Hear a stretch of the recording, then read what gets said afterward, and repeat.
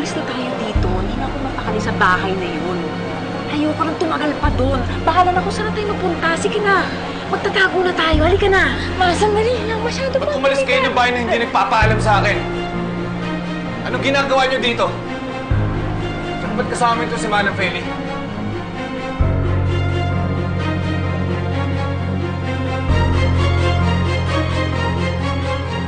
Jeffrey, pasensya na kasi...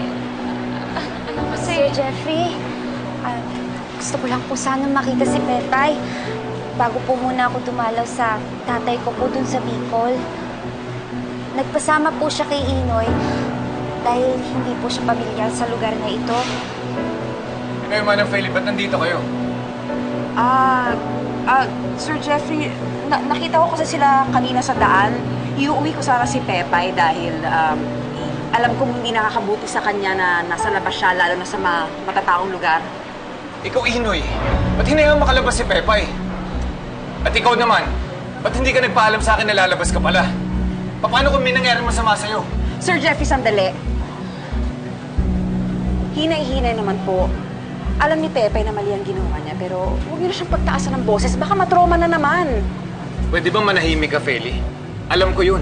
Ako nagpagamot kay Pepay eh. Pwede ba? Huwag kang magsasalita kapag hindi ka kinakausap. Pasensya na po. Nagmamalasakit lang ako kay Pepay. O bakit? Kaano-ano mo ba to? Ha? Ako nga, wag mo akong pagmukaing tanga dahil dyan sa concern mo kay Pepay. Alam ko ikaw nag-alaga sa kanya. Ikaw nagligtas sa kanya. Pero sa ating dalawa, ako pa rin ang marami nagawa para kay Pepay. Jeffrey, minahon ka naman.